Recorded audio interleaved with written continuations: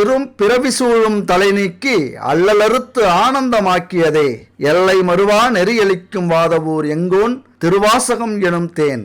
ஓம் நம சிவாய.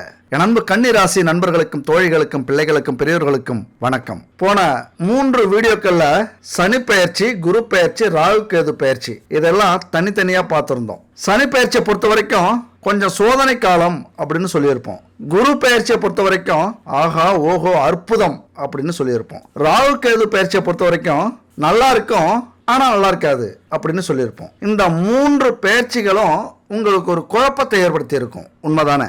சரி, இந்த 2-3 வருஷத்துல நம்ம வாழ்க்கை நல்லா போகுமா அல்லது சோதனை காலமா இருக்குமா அப்படிங்கிற சந்தேகம் உங்களுக்கு ஏற்பட்டிருக்கும். ஆனாலும் அந்த சந்தேகத்தை தீர்க்கிறது மாதிரி இந்த 3 பெயர்ச்சியையும் எடுத்துக்கிட்டு உங்க வாழ்க்கை எப்படி போகும், எப்படி போனா சிறப்பா இருக்கும், உங்கள் முன்னேற்றத்திற்கான அமைப்பு என்ன, எதுபடி போனீங்கன்னா உங்க வாழ்க்கையில நீங்க நிம்மதியா சந்தோஷமா ஒரு அற்புதமான வாழ்க்கையை பெற முடியும் அப்படிங்கறத பத்தி தான் இந்த வீடியோல நம்ம தெளிவா பார்க்க போறோம். அதனால உங்க வாழ்க்கையில நீங்க இந்த சூழ்நிலைய மாத்தணும், இந்த கீழ்நிலைய மாத்தணும் அப்படி யோசிச்சிங்க அப்படின்னா இந்த வீடியோ ஸ்கிப் பண்ணாம கடைசி வரைக்கும் பாருங்க. சனி குரு ராகு கேது பெயர்ச்சி எப்படி இருக்கு? வருஷத்துக்கு ஒரு முறை பெயர்ச்சியாவது குரு பெயர்ச்சி, 1.5 வருஷத்துக்கு ஒரு முறை பெயர்ச்சியாவது ராகு கேது பெயர்ச்சி, 2.5 வருடத்திற்கு ஒரு முறை பெயர்ச்சியாவது சனி பெயர்ச்சி. அப்ப ஆக மொத்தம் 2.5 வருடத்திற்கான பலன்களை நம்ம இந்த வீடியோல பார்க்க போறோம். ஒரு ஜாதகத்துல கர்ம பலனை தெரிஞ்சுக்கணும் அப்படின்னா இந்த 3 பெயர்ச்சிகளும் மிக முக்கியமானது. இந்த 3 பெயர்ச்சியை தான் நம்ம ரொம்ப ஆர்வமா பார்ப்போம். இந்த 3 கிரகங்களும் நம்ம ஜாதகத்துல வலுவில்லாம இருந்துட்டா என்ன நடக்கும்? கோடி கோடியா பணம் இருந்தாலும் நம்மளால அனுபவிக்க முடியாது. ஆக்கி வச்ச சோறை ஆறி போனாலும் சாப்பிட முடியாது. பெரிய பிரம்மாண்டமான சொகுசு வாகனம் இருக்கும், அதுல பயணம் செய்ய முடியாது. என்னன்னா எல்லாமே இருக்கும், ஆனா எதையும் அனுபவிக்க முடியாத வெறுமையும் வெறுப்பும் வாழ்க்கையில இருக்கும். இந்த 3 பேரும் சரியில்லைன்னா அது மட்டும் இல்ல, வீண் வதந்தி, வம்பு வழக்கு, கணவன் மனைவிக்குள்ளார சந்தேகம், ஈகோ பிரச்சனை, வாகன விபத்து, பழுதுபட்டு மாசம் செலவு வைக்கிறது, பயணத்துல தடை, அப்படியே முண்டி அடிச்சு பயணம் போனாலும் போன காரியம் நடக்காது, வாழ்க்கையில சலிப்பு எல்லாம் என்ன காரணம்? எல்லாம் இந்த 3 கிரகங்களுடைய நிலை நம்ம ஜாதகத்துல சரியில்லாததான் காரணம். அது மட்டும் இல்ல, வீண் பழிய சுமக்கிறது, அவச்சொல்லுக்கு ஆளாவது, அவமானப்படுறது, அதிகபட்சம் கௌரவத்தை இழக்கிறது, எல்லாத்துக்கும் என்ன காரணம்? பணம். அப்ப இந்த மாதிரியான நிலைய உருவாக்குறது நம்முடைய ஜாதகத்துல இருந்தாலும் கோல்சாரம் இந்த மாதிரி பெயர்ச்சிகள் நடக்குதுல அப்ப கொஞ்சம் மாறும். நம்ம வாழ்க்கையில தலையெழுத்து அப்படிங்கிறது தான் நம்ம வீட்டில் இருக்கிற ஜாதகம். அந்த தலையெழுத்தையே மாற்றக்கூடிய வலிமை எதுக்கு உண்டு அப்படின்னா இந்த கோல்சாரத்துக்கும் நீங்க வணங்குறீங்கள அந்தந்த காலகட்டத்தில் இறைவனை நோக்கி ஓடுறீங்கள, இறைவனுக்காக நல்லது செய்றீங்கள, எந்நேரமும் இறைவனையே நினைச்சுக்கிட்டு இருக்கீங்கள, இந்த மந்திரம், ஆன்மீக பயணம், தியானம் இது மாதிரி உங்க வாழ்க்கையில நீங்க செய்யற அத்தனை தெய்வீக செயல்களுக்கும் ஒரு வலிமை உண்டு. உங்களுடைய வாழ்க்கை, உங்க தலையெழுத்து எப்படி இருந்தாலும் அதையெல்லாம் மாற்றக்கூடிய வலிமை இந்த கோல்சாரத்துக்கும் நீங்க செய்யற இந்த பரிகாரங்களுக்கும் உண்டு அப்படின்னு சொல்ல வரேன். அதனால இந்த 3 கிரகத்துக்கும் மிக முக்கியமான பொறுப்பு உண்டு. நம்ம வாழ்க்கையில பார்க்கறதுக்கு கோடீஸ்வரன் மாதிரியே இருப்பாங்க, 10 பேர் சுத்தி எந்நேரமா இருப்பாங்க, ஆனா உள்ளுக்குள்ளார ஒரு கவலை இருந்துகிட்டே இருக்கும், ஒரு மனக்குழப்பம் இருந்துகிட்டே இருக்கும். அதுக்கு காரணம் இந்த 3 கிரகம் தான். அப்ப இந்த 3 கிரகம் எவ்வளவு முக்கியமானது நம்ம வாழ்க்கையில அப்படிங்கறத நீங்க புரிஞ்சுக்கணும். ஏற்கனவே தனித்தனி வீடியோ போட்டிருக்கோம், டைம் இருக்கும்போது அந்த வீடியோவெல்லாம் போய் பாருங்க, தெளிவா சொல்லியிருக்கோம். நிறைய பேர் பாராட்டி இருக்கீங்க, நிறைய பேர் நெகட்டிவாகவும் சொல்லியிருக்கீங்க. அதை பத்தி கவலை இல்லை. இந்த பிரபஞ்சம் என்ன உங்ககிட்ட வந்து சேர்க்க சொல்லுதோ அதையே நம்ம சேர்த்துருக்கோம், அதை போய் பாருங்க. நம்ம வாழ்க்கையில இந்த 3 கிரக பயிற்சிகளும் எந்த அளவுக்கு முக்கியமோ அந்த அளவுக்கு மிக மிக முக்கியமான ஒரு தகவலை பத்தி நான் கூட பகிர்ந்துக்கிறேன். நம்ம வாழ்க்கையில மிக முக்கியமான பிரச்சனை என்னன்னா உடல் எடை பிரச்சனை தான். உடல் எடை பிரச்சனை இருந்தாலே பல நோய்களுக்கு காரணமா அமையும். அதுபோல எதையும் நம்மளால செய்ய முடியாது, உழைக்க முடியாது, ஒரு மானம் மரியாதை இருக்காது, இப்படி பல பிரச்சனைகளை இந்த உடல் எடையால நம்ம சந்திப்போம். அதுக்கெல்லாம் ஒரு தீர்வு தான் வெயிட் லாஸ் பவுடர் இவங்க கண்டுபிடிச்சிருக்காங்க. இது வரைக்கும் 1000 கஸ்டமர்ல 10,000 கஸ்டமருக்கு மேல இந்த வருஷம் மட்டுமே இந்த வெயிட் லாஸ் பவுடரை வாங்கி பல பேர் பயனடைஞ்சிருக்காங்க, நல்ல ரிவ்யூ கொடுத்துருக்காங்க. அந்த ரிவ்யூ நீங்க பார்க்கணும் அப்படின்னா ஸ்வீட்டி டிவிங்கிற யூடியூப் சேனல்ல போய் பாருங்க. டிஸ்கிரிப்ஷன்ல அந்த லிங்க் கொடுக்குறேன். கண்டிப்பா உங்களுக்கும் நம்பிக்கை இருந்தா வாங்கி பயன்படுத்துங்க. உண்மையா ஆச்சரியப்படுவீங்க. 9043688626. என்ன விளம்பரமா இருக்குன்னு பாக்குறீங்களா? 4 பேருக்கு நல்லதுன்னா எதுவுமே தப்பு இல்லை அப்படிங்கிறது தான் நம்மளுடைய ரூட்டு. கன்னி ராசியை பொறுத்த வரைக்கும் குரு பகவான் 10ஆம் வீட்டுல அமர்கிறார். 10ல் குரு பதவியை பறிக்குமா அப்படிங்கிற சந்தேகம் வந்திருக்கும். ஏன்னா கொஞ்சம் பயம் இருக்கும். 10ல் குரு வந்தாலே பதவி பறி போகும் அப்படிங்கிற ஒரு விதி இருக்கு. 10ல் குரு பதவியில சிக்கல் ஏற்படுத்துவார். பதவினா அரசியல்ல உள்ளவர்களுக்கு பதவி, வேலையில உள்ளவங்களுக்கு அந்த இருப்பு, அந்த இடம். இப்ப எந்த நிலையில இருக்கீங்க? எல்லாரும் இதை நம்ம தப்பா புரிஞ்சுக்கிறோம். ஆனா உண்மை என்னன்னா 10ஆம் வீட்டுல வரக்கூடிய குரு பகவான் இருக்கிற இடம் சரியில்லை, இருக்கிற இடம் உங்களுக்கு ஏத்த இடமா இல்ல, உங்கள் வாழ்வுக்கு சிறப்பான இடமா இல்ல, அல்லது உங்கள் முன்னேற்றத்துக்கு அது உதவி செய்யல அந்த இடம், அல்லது சிக்கலான இடமா இருக்கு, எந்நேரமும் பிரச்சனைக்குரிய பதவியா இருக்கு, அல்லது வேலையா இருக்கு, தொழிலா இருக்கு அப்படின்னா அதை மாத்தாம சரி பண்ண முடியுமா? அதை மாத்துறதுதான் பறிக்கும் அப்படிங்கிற வார்த்தையை போட்டு சொல்றாங்க. 10ஆம் இடத்துல வரக்கூடிய குரு பல சோதனைகளையும் கொடுப்பார் தொழில வேலையில. அதை சொல்லல, ஆனா நீங்களே புரிஞ்சுக்கணும். ஆனா அதே நேரத்தில் அவர் பார்க்கிற பார்வை கொஞ்சம் கூட பிசிறடிக்காது, கொஞ்சம் கூட கெடுதல் நடக்காது. அந்த பார்வை படுற இடம் இருக்குல்ல, அப்படியே புனிதப்படும். குரு பார்க்க கோடி புண்ணியம் அப்படின்னு சொல்லுவாங்க. அந்த வகையில குரு பகவானுடைய பார்வை பலம் இருக்குல்ல, மிக மிக முக்கியமா பார்க்கப்படுது. இருக்கிற இடத்தை விட பார்க்கிற பார்வைக்கு பவர் அதிகம். அதுவும் தெய்வீகமான பார்வையை விழறதுதான் மிக முக்கியமானது. அவர் பார்வையால விழக்கூடிய நன்மைகள், ஏற்படக்கூடிய நன்மைகள் இருக்குல்ல, கொஞ்சம் நஞ்சம் அல்ல. அப்படி பார்க்கக்கூடிய பார்வை 5, 7, 9ஆம் பார்வையாக எந்த வீட்டெல்லாம் பார்க்கிறார் கன்னி ராசிக்கு அப்படின்னா 5ஆம் பார்வையாக 2ஆம் வீட்டை பார்க்கிறார். 2ஆம் வீடு எது? தனம், வாக்கு, குடும்பஸ்தானம். அடிச்சாம் பாடுறா அப்பாயின்மெண்ட் ஆடுற. தனம், வாக்கு, குடும்பஸ்தானத்துலங்க முயற்சிக்குங்க, எழுந்துறீங்க. என் அன்பு கன்னிராசி நண்பர்களே, தோழிகளே, இப்படி ஒரு வாய்ப்பு கிடைக்குமா? தயவு செஞ்சு எழுந்துறீங்க, தூங்காதீங்க, சோர்வா இருக்காதீங்க, அலட்சியமா இருக்காதீங்க. நம் விதி நம் தலை எழுத்து அப்படிலாம் யோசிக்காதீங்க. ஒரு அற்புதமான காலகட்டம். இதை விட ஒரு அதிர்ஷ்டம் யாருக்குமே கிடைக்காது. ஒரே கல்லுல 3 மாங்காய். தனம், வாக்கு, குடும்பஸ்தானம். தனம்னா என்ன? பணம், செல்வம்.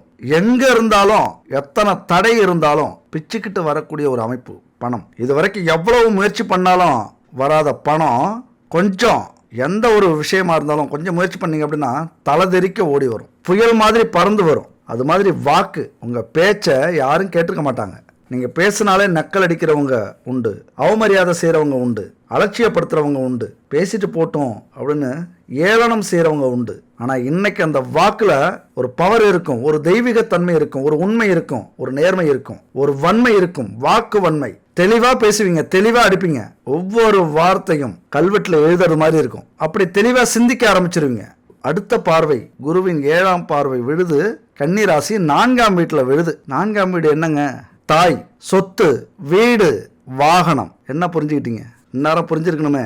தாய் வழி சொத்தோ அல்லது அவங்க மூலியமா ஒரு உதவியோ அல்லது அவர்களுடைய ஆரோக்கியமோ இந்த காலகட்டத்தில் சிறப்பாக இருக்கும். குரு பகவானுடைய பார்வை விழுது. இது ஒரு பக்கம். அடுத்தது, ஒரு சிண்டு, ஒரு அடி இடமா இருந்தாலும் இந்த காலகட்டத்தில் நீங்க வாங்குவீங்க. நான் வேணா அடிச்சு சொல்றேன், 100க்கு 100 உண்மை. உங்க வாழ்க்கையில ஒரு தன்னம்பிக்கை இருந்ததுன்னா, இந்த ஜோதிடத்துல நம்பிக்கை இருந்ததுன்னா, உங்களது உழைப்பு மேல நீங்க உண்மையா பற்று வச்சிருந்தீங்க, பக்தி இருந்தது அப்படின்னா, உங்கள் தொழில் மேல ஆர்வம் இருந்தது அப்படின்னா, ஒரு சிண்டு நிலமாக இருந்தாலும் அதில் வாங்கி வீடு கட்டுவீங்க பாருங்க. அப்படி வீடு கட்டிட்டீங்க இந்த வருஷம் அப்படின்னா கமெண்ட்ல சொல்லுவீங்க. கமெண்ட்ல நினைச்சே பார்க்கல, திடீர் அதிர்ஷ்டம் நாங்கள் வீடு கட்டியிருக்கோம், நீங்கள் சொன்ன வார்த்தை பளிச்சிருச்சு. அடுத்தது எந்த வீட்டில் பார்க்குறாரு? இது அதுக்கு மேலே ஒருபடி 6ஆம் வீட்டை பார்க்கிறார் 9ஆம் பார்வையாக. 6ஆம் வீடு என்ன வீடுங்க? ருணரோக சத்ருஸ்தானம். அப்படின்னா கடன், நோய், எதிரி வீடு. இருக்கிற கடனெல்லாம் அடைய போகுது. அப்புறம் என்ன, எவ்வளதோ பணம் வந்தாலும் கடன் அடையுமா அப்படிங்கிற ஏக்கம் இருந்திருக்கும். இப்போ குருவின் பார்வையினால இங்கே ஒரு பார்வை போட்டார். இந்த பணத்தை சம்பாரிச்சு வீடு கட்டுங்க, நிலம் வாங்குங்க, அப்படியே கடனை அடைச்சிருங்க. கொஞ்சம் பாருங்க, அவருடைய பார்வை 3லயும் எப்படி விழுந்துருக்கு பாருங்களேன். பணம் கொடுக்கக்கூடிய இடத்துலையும், பணத்தால் வீடு நிலம் வாங்கக்கூடிய இடத்துலையும், பணத்தால் கடன் அடைக்கக்கூடிய இடத்துலையும் விழுந்திருக்கு. இதை விட ஒரு அதிர்ஷ்டம் எப்பொழுதும் எங்கேயும் யாருக்கும் கிடைக்காது. பயன்படுத்திக்கங்க. கடன் அடைய போகுது, எதிரிகள் காணாம போறாங்க. எந்த விஷயத்திலையும் எதிரின்னா மனிதர்கள் மட்டுமல்ல, சூழ்நிலையும் எதிரி தான். உங்களை எதிர்க்கக்கூடிய, உங்களுக்கு தடை விதிக்கக்கூடிய எந்த ஒரு விஷயமும் இனிமேல் நடக்காது. அதுபோல நோய் பறந்தோடும். எவ்வளோ பெரிய நோய் இருந்தாலும் அது குறையும்.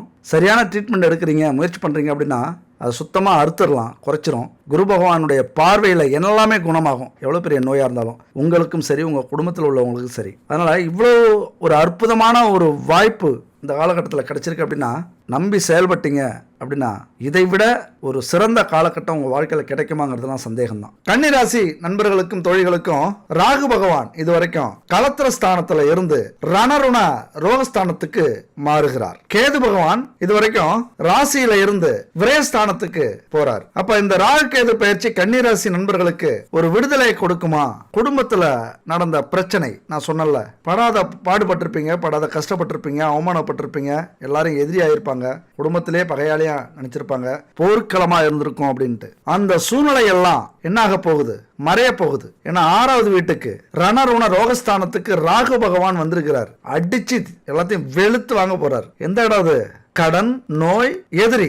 எத்தனை அளவுக்கு கடன், எவ்வளவு கடன், தலைக்கு மேல கடன் போயிருந்திருக்கும். அதையெல்லாம் அசால்ட்டா சாதாரணமா அடைக்க போறீங்க. சும்மா இல்ல, கடுமையான உழைப்பு. ஏன்னா இப்ப 7வது வீட்டுல சனி பகவான் இருக்கிறார். உங்களது துணையை எந்த அளவுக்கு மதிக்கிறீங்களோ, எந்த அளவுக்கு மரியாதை கொடுக்குறீங்களோ அந்த அளவுக்கு பிரச்சனைகள் தீரக்கூடிய ஒரு காலகட்டம். ஏன்னா இது வரைக்கும் குடும்பத்துல ஏகப்பட்ட பிரச்சனைகள் நடந்திருக்கும், சந்தேகம் வந்திருக்கும், சந்தேகத்தால எந்த நேரமும் பிரச்சனை வந்திருக்கும். எந்நேரமும் சந்தேகப்படுறான் வீட்டுக்காரன், அப்படிதான் இருந்துட்டு போவோமே அப்படிங்கிற எண்ணம் தோண்டி இருக்கும். வீட்டுக்காரி எப்ப பார்த்தாலும் அடுத்த பொண்ணோட பொம்பளையோட பேசுறா, அப்படிதான் இருந்துட்டு போமேங்கிற எண்ணம் வந்திருக்கும். அதனால குழப்பம் வந்திருக்கும், அதனால பிரச்சனை வந்திருக்கும், ஒரு ஈகோ வந்திருக்கும். நான் என் அப்பா வீட்டுக்கு போறேன், இல்லைன்னா நான் எங்கேயாவது கண்ண காணாத இடத்துக்கு போறேன், இப்படியான வார்த்தைகள்லாம் அடிக்கடி வந்திருக்கும். அந்த குழப்பத்தை கொடுத்தது களத்திர ஸ்தானத்துல இருந்த ராகு தான். அங்க சனி பகவானும் இருக்கிறார், அங்க சுக்கிரனும் இருந்தார். அப்ப குடும்பத்துல ஏகப்பட்ட குழப்பங்களை என் அன்பு கன்னிராசி நண்பர்களும் தோழிகளும் பெரியவங்களும் சந்திச்சிருப்பீங்க.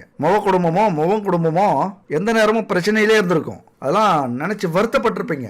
குழந்தைங்க மேல அக்கறை இல்லாம 2 பேர் வந்திருப்பாங்க, பிள்ளைங்க, அதாவது மகளோ மகனோ.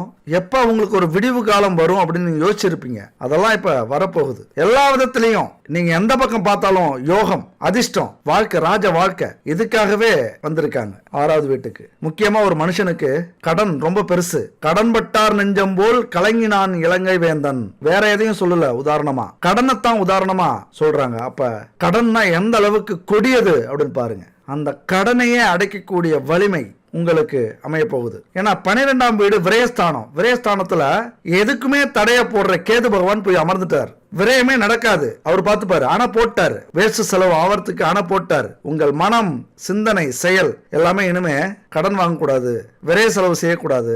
ஏமா பொண்டாட்டி கொஞ்சம் பார்த்து நடந்துக்கமா, இனிமே கடன் வாங்குற ஐடியாவே எனக்கு இல்ல, விரைய செலவுலாம் பண்ணாம எல்லா பிரச்சனையும் நீ சமாளி, என் சம்பளத்தை கொண்டு வந்து உங்ககிட்ட கொடுக்குறேன், நீ பாத்துக்க. இதை சொல்லக்கூடிய ஒரு காலகட்டம். ஏன்னா உங்க குடும்ப பொறுப்பை உங்க கணவன் பெயரிலேயோ மனைவி பெயரிலேயோ ஒப்படைச்சிட்டீங்க அப்படின்னா அவங்க பார்த்துப்பாங்க. முதல்ல எதெல்லாம் உங்களுக்கு குழப்பமோ, உழைப்பை தவிர, உழைப்புல என்னைக்குமே குழப்பம் வரக்கூடாது. உழைப்பை தவிர மற்ற எந்த குழப்பமான விஷயத்தையும் உங்களுக்கு துணைகிட்ட விட்டுருங்க, அவங்க பார்த்துப்பாங்க. உழைக்கிறத மட்டும்தான் உங்களுக்கு வேலை, அதையும் விட்டு கொடுத்துடாதீங்க, பாவம். அப்ப இந்த காலகட்டத்தில் எந்த பிரச்சனையா இருந்தாலும் அதுக்கு தடை வரப்போகுது. விரயத்துக்கு தடை வரப்போகுது. விரயம்னா தொழில் விரயமாயிருக்கும், பண விரயமாயிருக்கும், உழைப்பு விரயமாயிருக்கும். என்ன அதுக்கான பலன் கிடைச்சிருக்காது. பயணம் விரயமாயிருக்கும், பயணத்தால பணம் விரயமாயிருக்கும், பேசின பேச்சு கூட விரயமாயிருக்கும். இது வரைக்கும் எது செஞ்சாலும் விரயம்தான். ஆனா இனிமே அதுக்கு தடை வந்துருச்சு. ஏன்னா எப்பொழுதுமே கேது பகவான் தடையை ஏற்படுத்தக்கூடியவர். அவரு உங்க ராசியில இருந்து பல தடைகளை ஏற்படுத்தினார். பாவம், படாத அவஸ்தெல்லாம் பட்டிருப்பீங்க. எதுக்கு தடை விதிச்சிருப்பாரு? வர வேண்டிய பணத்துக்கு, வர வேண்டிய சந்தோஷத்துக்கு, வர வேண்டிய நல்ல செய்திக்கு, இப்படி எல்லாத்துக்கும் தடையை விதிச்சவரு இப்ப அந்த தடையை விதிக்கிறதுக்கு 12ஆம் வீட்டுக்கு போயிட்டாரு. 12ஆம் வீடு என்ன? விரயஸ்தானம், கொடுத்து வச்சவங்க.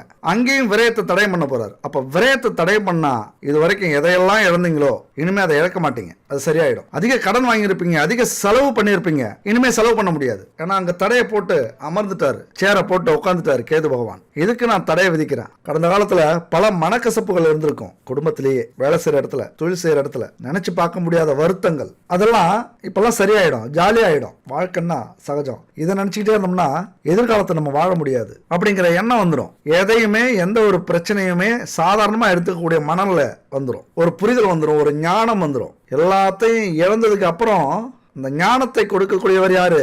கேது பகவான் விரயஸ்தானத்தில் வந்து அமர்ந்திருக்கிறார். எல்லாத்திலையும் மாற்றம் வரும். பணியிட மாற்றம் வரும். தொழில மாத்துவீங்க. லாபம் இல்லையா? தொழிலை மாத்த போறீங்க. வேலையில திறமையை வெளிப்படுத்த முடியலையா? உங்கள் திறமைக்கேற்ற வருமானம் இல்லையா? பதவி உயர்வு இல்லையா?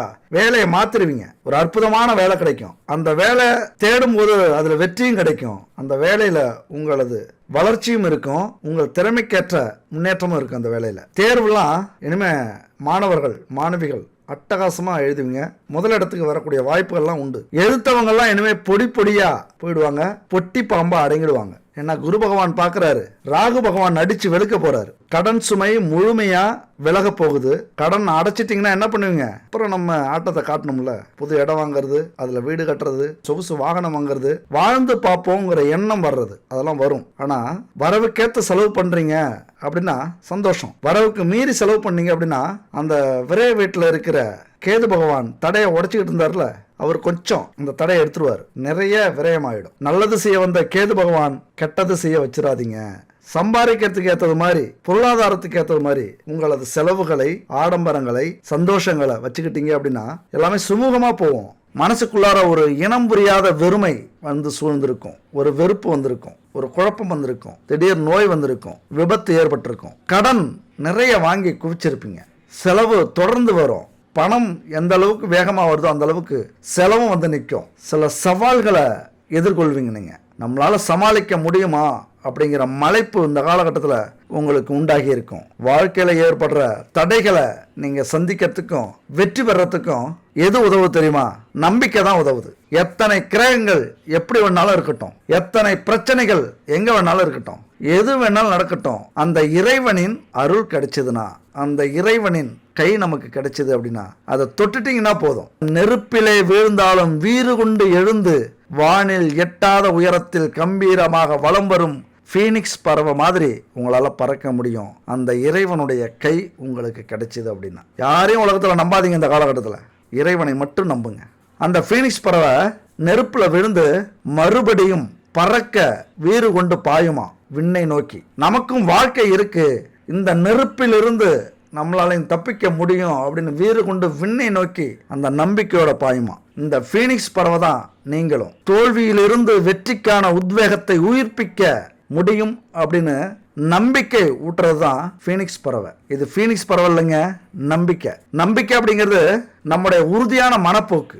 எதை நம்புறோமோ அதை முடிச்சே காட்டணும் அப்படிங்கிற ஒரு வெறியை கொடுக்கக்கூடியது. எத்தனை தடைகள் வந்தாலும், தாமதங்கள் வந்தாலும், எதிர்ப்புகள் வந்தாலும், தோல்விகள் வந்தாலும், அவமானங்கள் வந்தாலும் அதை அடைந்தே தீர்வதுதான் நம்பிக்கை.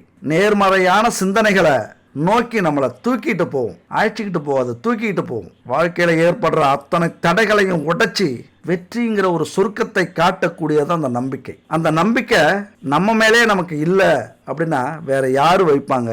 முதல்ல நாமளே பெரிய ரகசிய புத்தகங்க. நாம படிக்கணும், புரிஞ்சுக்கணும், தெரிஞ்சுக்கணும். நாம யாரு, நமக்கான திறமை என்ன, எதுல திறமை இருக்கு, எதுல திறமை இல்லை, எது நமக்கு தேவை, எது தேவையில்லை, யார் நமக்கு தேவை, யார் தேவையில்லை, யார் நம்மளை மதிக்கல, யார் மதிக்கிறாங்க, நம்ம வாழ்க்கைக்கு எது தடையா இருக்கு, இதெல்லாமே பெரிய ஆராய்ச்சி. நம்மளையே நம்ம ஆராய்ச்சி பண்ணி ஆகணும். நாமளை நம்ம முழுசா புரிஞ்சுக்கிட்டோம்னா இந்த உலகமே நம்ம கையில. மாபெரும் சபையினில் நீ நடந்தால் உனக்கு மாலைகள் விழ வேண்டும். ஒரு மாசு குறையாத மன்னன் இவன் என்று போற்றி புகழ வேண்டும்.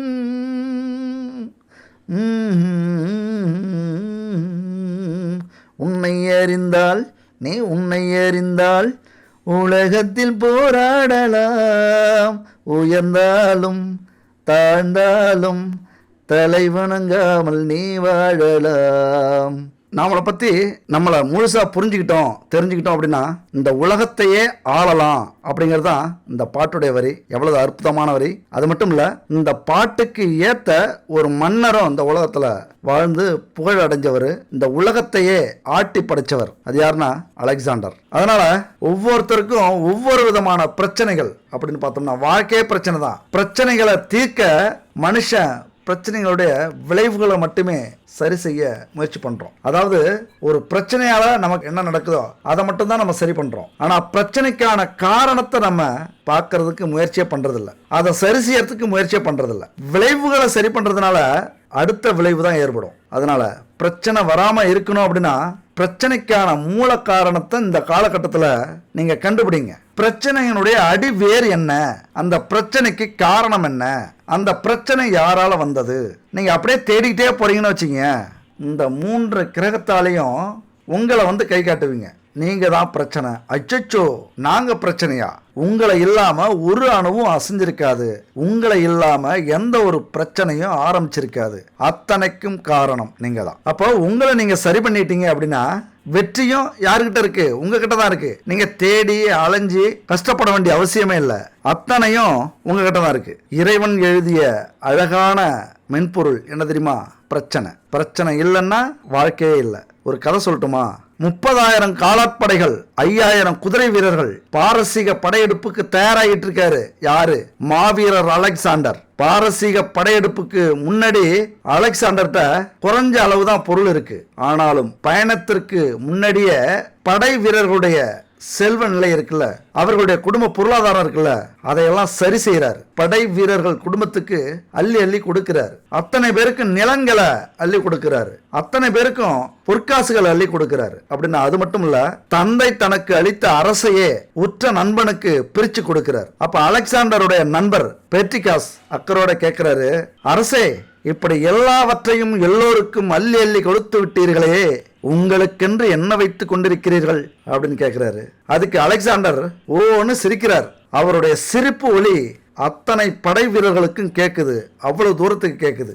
ஏன் சிரிச்சிருப்பாரு? மிகப்பெரிய கேள்வி இருக்குல்ல. இந்த வீடியோட கடைசியா பார்க்கலாம். சரி, நம்ம வீடியோக்குள்ளார வந்துருவோம். இப்ப சனி பகவான் இந்த காலகட்டத்தில் என்னெல்லாம் செய்ய போறார் நம்ம வாழ்க்கையில அப்படின்னா, நீங்க ஏதாவது தவறு செய்றீங்க அப்படின்னா குடும்பத்தில் உள்ள பெரியவங்க என்ன செய்வாங்க? அந்த தவறை திருத்தி ஆலோசனை சொல்லுவாங்களா? அதைத்தான் சனி பகவானும் செய்ய போறாரு. உங்கள்கிட்ட இருக்கிற குறைகளை உங்களுக்கு புரிய வைப்பாரு. அதை இனிமே செய்யாத அளவுக்கு நல்வழிப்படுத்துவார். அப்படி நல்வழிப்படுத்துற ஒரு ஆசிரியரா அந்த காலகட்டத்தில் சனி பகவான் இருக்க போறாரு. பணத்தை சிக்கனமா பயன்படுத்த தெரியாதவரா நீங்கள்? நேரத்தை மதிக்காம அலட்சியம் காட்டுபவரா நீங்கள்? 10 மணிக்கு வர சொன்னா 11 மணிக்கு போறவங்களா நீங்க? பணம் தான் இவ்வளவு கொட்டி கிடக்க எவ்வளவு செலவு பண்ணா என்ன, இந்த பணம் நிரந்தரம் அப்படின்னு நினைக்கிறவங்களா நீங்க? நல்லவர் யார் கெட்டவர் யார் என பகுத்து அறிய தெரியாதவரா நீங்க? அதாவது உங்க முகத்துக்கு முன்னாடி வஞ்சி புகழ்ச்சி செய்யறவங்கள நல்லவங்கன்னு நம்புறதும், உங்க முகத்துக்கு நேரா நீங்க செய்யறது தவறுன்னு சுட்டி காட்டுறவங்கள கெட்டவங்க அப்படின்னு நீங்க நம்புறவங்களா? உறவுகளை பெருசா மதிக்காதவங்களா நீங்க? பணம் எந்த வகையில வந்தாலும் பரவாயில்ல, என் நோக்கம் பணம் மட்டும்தான், எப்படி வேணாலும் செலவு பண்ணலாம், இந்த பணம் நிரந்தரம் அப்படின்னு நினைக்கிறவங்களா நீங்க? அப்படின்னா கண்டிப்பா உங்களை சனி பகவான் பாப்பாரு, உங்க கூடவே இனிமே இருக்க போறாரு. நாம் செய்யற ஒவ்வொரு தவறையும் சனி பகவான் தன் ஆதிக்க காலத்துல உணர வச்சு, இதுக்கு மேல இப்படிலாம் தவறு செய்யாதப்பா, தவறு செஞ்சா இப்படிதான் நடக்கும், புரிஞ்சுக்கிட்டியா? நடந்துருச்சா? ஏன் அவர் மட்டும் செய்யணும், மற்ற கிரகங்கள்லாம் ஏன் செய்யாது? சனிங்கிறவரு நீதிமான், எதை தரணுமோ அதை பாரபட்சம் இல்லாம தருவார். அது ஆண்டவனாக இருந்தாலும் சரி, அரசனாக இருந்தாலும் சரி, ஏழையாக இருந்தாலும் சரி, எளிமையானவர்களாக இருந்தாலும் சரி, அது நல்லதோ கெட்டதோ, மற்ற கிரகங்கள்லாம் கொஞ்சம் சமரசம் பண்ணிக்கும், சரி பரவாயில்ல போய்ச்சிட்டு போட்டோம் அப்படின்னு. ஆனால் சனி பகவான் எதுக்குமே சமரசம் ஆக மாட்டார். நீதி நிலைநாட்டுறதுக்கு எவ்வளவு கொடுமையான செயல் கூட அவர் செஞ்சு காட்டுருவார். அது மாதிரி நீதியை நம்ம கடைபிடிக்கிறோம் அப்படின்னா எவ்வளவு பெரிய தடை வந்தாலும், எந்த கிரகம் எதிர்த்து வந்தாலும் அப்படி அசால்ட்டா நம்மளை தூக்கி நிறுத்துவார். ஈஸ்வரன் கையில ஒப்படைப்பார். நீ பார்த்துக்க ஈஸ்வரா, இந்த கிரகம் இந்த தண்டனை இவருக்கு கொடுக்க போகுது அப்படின்னு கிரகத்தை காட்டி கொடுத்துட்டு போயிட்டே இருப்பார். அதனால அவர் தரக்கூடிய கஷ்டங்கள் எல்லாமே நம்மளை வதைக்கிறதுக்கு இல்ல, திருத்தறதுக்கு. உதாரணமா பணத்தை தண்ணீரா செலவு பண்றீங்க அப்படின்னா பணத்தினுடைய அருமை உங்களுக்கு இந்த காலகட்டத்தில் புரிய வைப்பார். என்கிட்ட ஒரு நண்பர் வந்தார். நான் இளமையில நல்ல வசதியா இருந்தேன், பணத்தை பணமா நினைக்காம தண்ணி மாதிரி செலவு பண்ணேன், எதை எடுத்தாலும் பிரம்மாண்டமா தான் எடுப்பேன், நல்லா உல்லாசமா வாழ்க்கை வாழ்ந்தேன், நல்லா அனுபவிச்சேன். அப்புறம் இந்த 7.5 சனின்னு ஒன்று வந்தது. ஒரு வேளை சாப்பாட்டுக்கு கூட எனக்கு கஷ்டம் வந்துருச்சு. திடீர்னு நோய், திடீர்னு விபத்து, என்னை ஆளையே மாத்திருச்சு. இன்னைக்கு ₹1 காசுக்காக பிச்சை எடுக்காத நிலையை எல்லாத்தையும் கேட்டுட்டு இருக்கேன் அப்படின்னு ஒரு நண்பர் சொன்னார். கண்ணீரே வந்துருச்சு. அது மட்டும் இல்ல, இன்னொரு வார்த்தையும் சொன்னாரு. நான் இப்பெல்லாம் பணத்தை பணமா பாக்குறது இல்ல, மகாலட்சுமியா பாக்குறேன், கடவுளா பாக்குறேன், வீண் செலவே செய்யறதில்ல. ஒரு பொருளை வாங்கணும்னா இது நமக்கு அவசியம் இல்லையா, ஆடம்பரமா, நல்லதா கெட்டதா, இப்படி பல கேள்விகள் கேட்டு ஆராய்ஞ்சு அதுக்கப்புறம் தான் முடிவு பண்றேன் அப்படின்னு சொன்னார். அப்ப இதனுடைய வீரியத்தை நீங்க உணர்ந்தாலே 7.5 சனியினுடைய குணாதிசயம் என்ன அப்படின்னு உங்களுக்கு புரியும். அந்த 7.5 சனி மட்டும் இல்ல, ஒவ்வொரு காலகட்டத்திலையும் ஒவ்வொரு சனி பயிற்சி வருது. 7.5 சனி, அஷ்டம சனி, அர்த்தாஷ்டம சனி, கண்டச்சனி, சகாய சனி, இப்படி ஒவ்வொரு சனி காலகட்டத்திலையும் அதனுடைய ஆதிக்கத்தை செலுத்தும். அதனாலதான் நேரம் தவறாம, நேர்மை தவறாம அடுத்தவங்களுக்கு உதவி செய்யற யாரையும் சனி பகவான் தண்டிக்க மாட்டாரு. யாருக்கோ கொடுக்க வேண்டியதை உங்கள்கிட்ட கொடுத்துட்டு போயிட்டே இருப்பாரு. அடுத்தது, சனி பகவானுடைய பார்வை எப்படி இருக்கும்? 3ஆம் பார்வையா பாக்கியஸ்தானத்தை பார்க்கிறார்.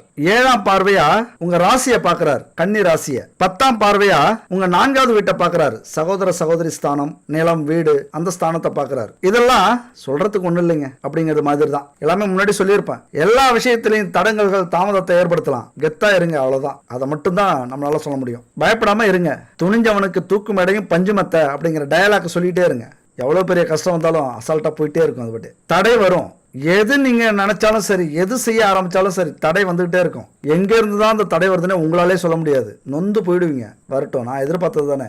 எந்த ஒரு செயலை செஞ்சாலும் ஒரே வரியில சொல்றேன், 100 தடை வரட்டும், நான் 101வது சக்சஸ் பண்ணுவேன், அது விஷயம் ஜெயிக்கும் அப்படின்னு நம்பிக்கையோட இருங்க. அப்போ ஒவ்வொரு தடையும் 1, 2, 3, 4, 5, 6 எண்ணிக்கிட்டே வாங்க.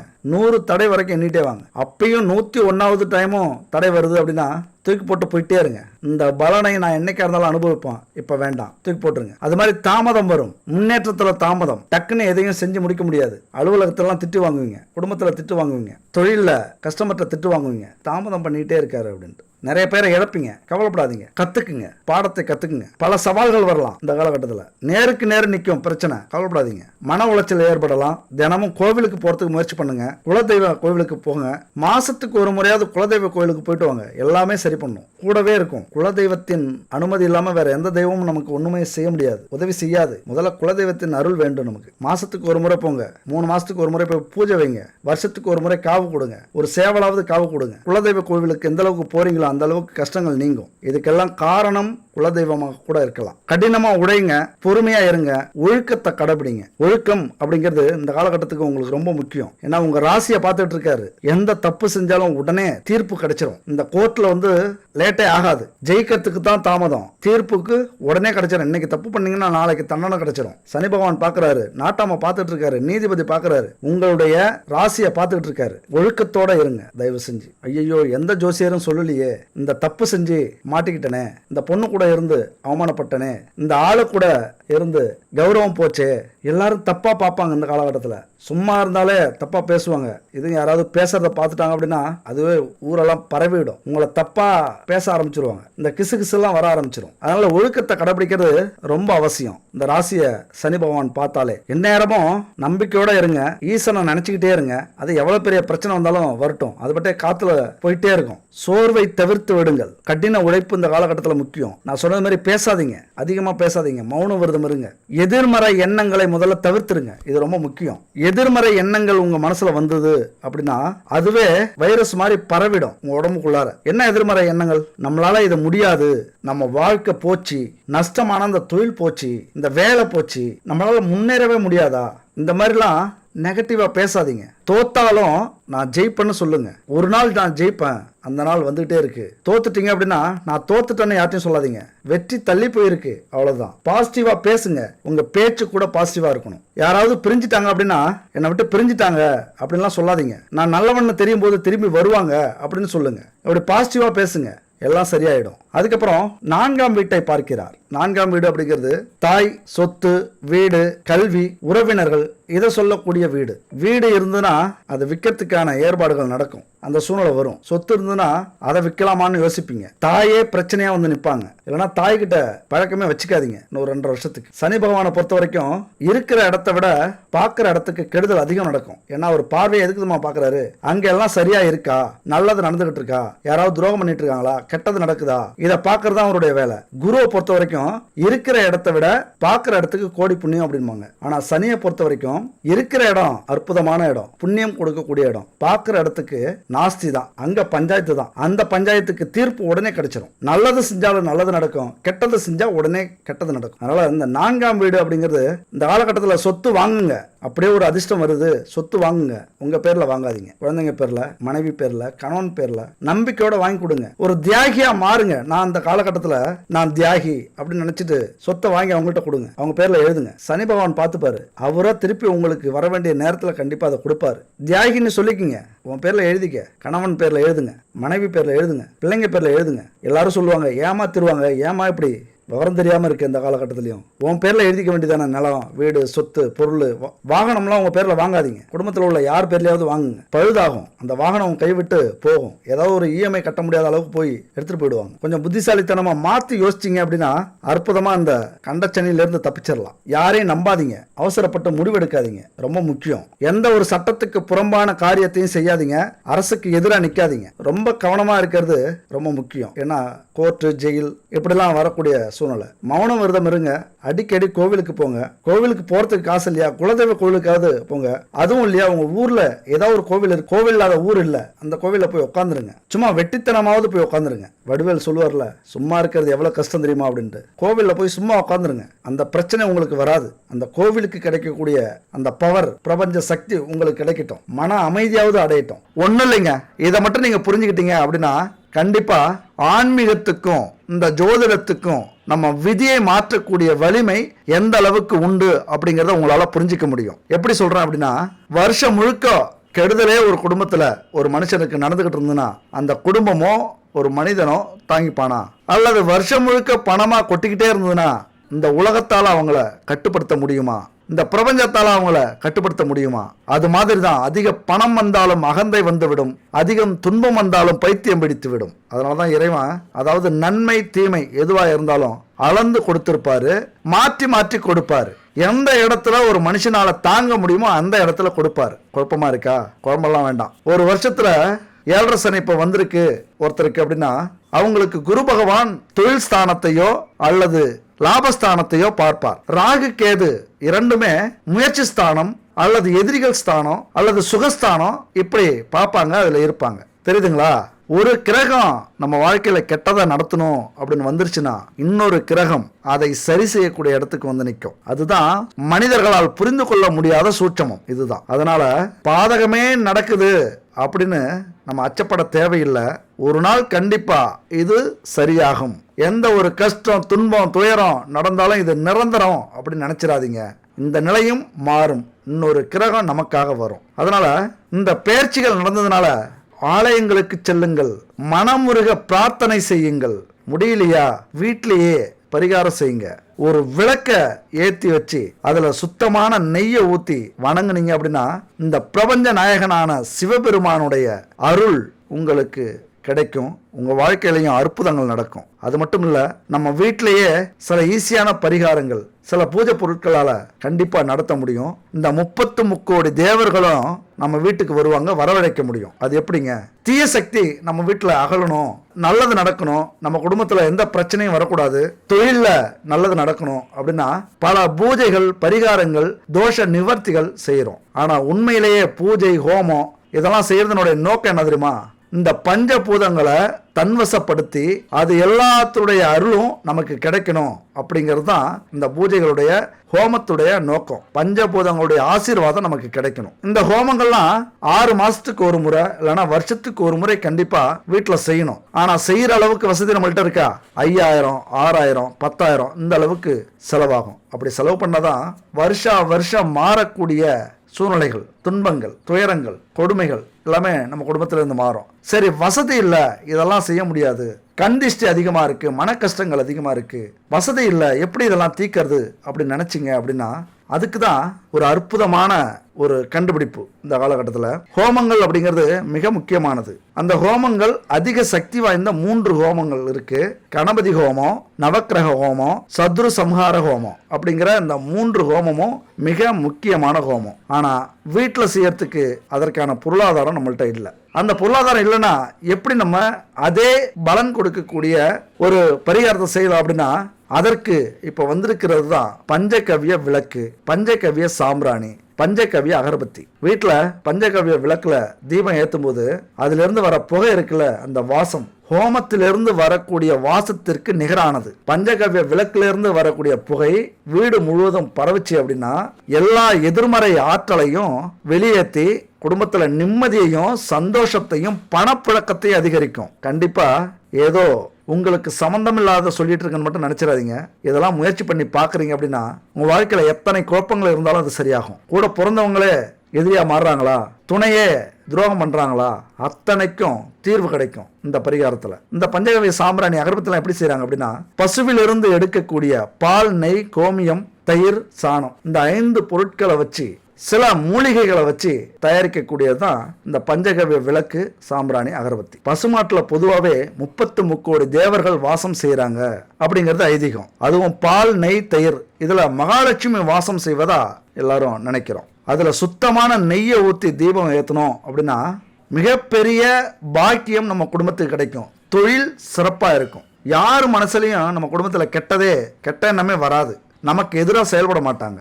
ஒற்றுமை மேலோங்கும். திடீர் விபத்துலாம் நடக்காது. கண்டிஷ்டி சுத்தமா விலகிடும். அந்த திரி எரிஞ்சு அந்த எண்ணெய் எல்லாம் காலியாகி அப்புறம் விளக்கும் எரியும். அந்த விளக்கு எரிஞ்சு முடிஞ்சதுக்கு அப்புறம் அந்த சாம்பல் இருக்குல்ல, அது விபூதிக்கு சமமானது. அந்த சாம்பலை நம்ம சேமிச்சு வச்சுக்கிட்டு அதை நம்ம நெத்தியில தினமும் விட்டுக்கிட்டு வரோம்னா நம்ம உடம்புல இருக்கிற அத்தனை கெட்ட சக்திகளும் அத்தனை நோய்களும் பறந்து போகும் அப்படிங்கிறது ஆன்மீக விதி. பஞ்சகவ்ய விளக்கை எப்பெல்லாம் ஏற்றலாம் அப்படின்னா, கிருத்திகை, அமாவாசை, பௌர்ணமி இது போன்ற சிறப்பான நாளில் ஏற்றலாம். வெள்ளிக்கிழமையில ஏற்றலாம், திங்கட்கிழமையில ஏற்றலாம். இதெல்லாம் ஏற்றும் போது நம்ம குடும்பத்தில் நம்ம வீட்டில் கோபூஜை அல்லது ஹோமம், நாராயண பூஜை இதெல்லாம் செய்யறதுக்கு சமமானது இந்த விளக்கு ஏத்துறது. விளக்கு 10 ரூபாயோ 15 ரூபாயோ தான் வரும். இந்த ஒரு விளக்கு ஏத்துறதுனால 5000, 6000, 10,000 கொடுத்து ஹோமம் செய்யறதுக்கு ஈக்குவலான பலன் கிடைக்கும். என்னன்னா அவங்க ஒரு நாள் செய்வாங்க. நம்முடைய லட்சியங்கள் நிறைவேற வரைக்கும், நம்முடைய பிரச்சனைகள் நிறைவேற வரைக்கும் இதை நம்ம செய்யணும். அவ்வளவுதான் வித்தியாசம். பஞ்சகவ்ய பூஜை பொருட்களால் கிடைக்கக்கூடிய நன்மைகள் கொஞ்சம் நஞ்சல்ல. வீட்டில் இருக்கிற எதிர்மறை சக்திகளை அடியோட அகற்றும், சண்டை சச்சரவுகளை நீக்கும், நேர்மறை ஆற்றல்கள் நமக்குள்ளார உருவாகும், லட்சுமி கடாட்சம் ஏற்படும், கடன் பிரச்சனைகள் அத்தனையும் குறையும், செல்வம் செல்வாக்கு எல்லாம் நிறைஞ்சிருக்கும், கண்திஷ்டி, நோய் தொந்தரவு, சுவாச கோளாறு, தன விஷயத்துல போராட்டம், பொருளாதார நிலையை மாத்துறது, முன்னோர்களுடைய சாபம், நாம ஏற்கனவே செஞ்ச பாவங்கள், நம்ம குடும்பத்துல எந்த ஒரு நல்ல விஷயம் சுபகாரியங்களும் நடக்கல அப்படின்னா அது நடக்க வைக்கும். இப்படி இத்தனை பிரச்சனைகளும் இந்த விளக்கில இருந்து வரக்கூடிய புகை சரி பண்ணும். அது மட்டும் இல்ல, இந்த பஞ்சபூதங்களையும் தன்வசப்படுத்தி அதனுடைய ஆசி கிடைக்கிற அளவுக்கு வலிமையானது இந்த பஞ்சகவ்ய விளக்கு, அதுல ஏற்றக்கூடிய தீபம். சரிங்க, இந்த விளக்கு எங்க கிடைக்கும் அப்படின்னு பாத்தீங்கன்னா, தெய்வீக தன்மையோட சுத்தமான நெய்யை பயன்படுத்தி, பாரம்பரியமான பொருட்களை பயன்படுத்தி பஞ்சகவ்ய விளக்கு, பஞ்சகவ்ய சாம்பிராணி, பஞ்சகவ்ய அகர்பத்தி இந்த குட் பேபி செய்யறாங்க. கண்டிப்பா வாங்கி பயன்படுத்துங்க. 9043688626. அது மட்டும் இல்ல, உங்க குடும்பத்துக்கு தேவையான அத்தனை பூஜை பொருட்களும் பாரம்பரியமான முறையில கலப்படமே இல்லாம தெய்வீக தன்மையோட இவங்க செஞ்சு தராங்க. கண்டிப்பா வாங்கி பயன்படுத்துங்க. சரி, இந்த 3 கிரகத்தினுடைய பலன் ஒட்டுமொத்தமா பாத்தீங்க அப்படின்னா கண்டிப்பா உங்க வாழ்க்கையில ஒரு பெரிய முன்னேற்றத்தை ஏற்படுத்துறதுக்கான ஒரு காலகட்டம் இது. சோதனைகளையும் தாண்டி ஜெயிப்பீங்க அப்படிங்கறது தான் உண்மை. முயற்சி பண்ணுங்க, கண்டிப்பா வெற்றி உங்களுக்கு நிச்சயம். சரி, அந்த ஒரு ஸ்டோரிய நிறுத்தணும். பயங்கரமா அலெக்சாண்டர் சிரிச்சாரு, எல்லாரும் அவரை பாக்குறாங்க. அப்படி என்ன சொல்லி சிரிச்சார் அப்படின்னா, அலெக்சாண்டர் சொல்றாரு, என்கிட்ட எல்லாமே இழந்தாலும் எல்லாத்தையும் நான் தானமா கொடுத்தாலும் நம்பிக்கை அப்படிங்கிற அழியாத செல்வம் என்கிட்ட இருக்கு, எனக்குள்ளாரே இருக்கு. அந்த ஒரு செல்வம் போதும், இன்னும் இது மாதிரி 100 மடங்கு இல்ல 1000 மடங்கு என்னால கொண்டு வர முடியும் அப்படிங்கிற நம்பிக்கையோட சொல்றாரு. எவ்வளவு பெரிய ஆச்சரியம் இல்ல? இந்த உலகத்தையே ஆண்ட அலெக்சாண்டரே அந்த நம்பிக்கை அப்படிங்கறத அவருடைய பெரிய சொத்தா சொல்றாரு. நமக்கெல்லாம் நமக்கும் அதுதான் சொத்து. அது மட்டும் இல்ல, இந்த அலெக்சாண்டர் ஸ்டோரியை கேட்கும்போது பார்க்கும்போது படையப்பா படத்துல ஒரு சீன் வரும். அந்த சீன்ல வர ஒரு டயலாக் தான் ஞாபகம் வருது. ரமேஷ் கண்ணா வந்து சொல்லுவாரு ரஜினி கிட்ட, நல்லா யோசிச்சு தான் முடிவெடுத்தியா அப்படின்னு கேட்பாரு. அதுக்கு ரஜினி, ஆழமா யோசிக்காம எதையும் முடிவெடுக்க மாட்டேன்னு உனக்கு தெரியும்ல அப்படிம்பாரு. ரமேஷ் கண்ணா அதுக்கு சொல்லுவாரு, இல்ல ஆட்சி அவங்க பக்கம் இருக்கு அப்படிம்பாரு ரமேஷ் கண்ணா. அதுக்கு ரஜினி உறுதியா மாசா கெத்தா ஒரு டயலாக் சொல்லுவாரு பாருங்க. அந்த வார்த்தையோட இந்த வீடியோவை முடிச்சுப்போம். மீண்டும் அடுத்த வீடியோல சந்திப்போம். அந்த டயலாக்கு உறுதியா மாசா கெத்தா நானும் சொல்றேன், நீங்களும் சொல்லுங்க. எல்லாருக்குமே ஒரு பொருத்தமான டயலாக்கு. போடா ஆண்டவனே நம்ம பக்கம்.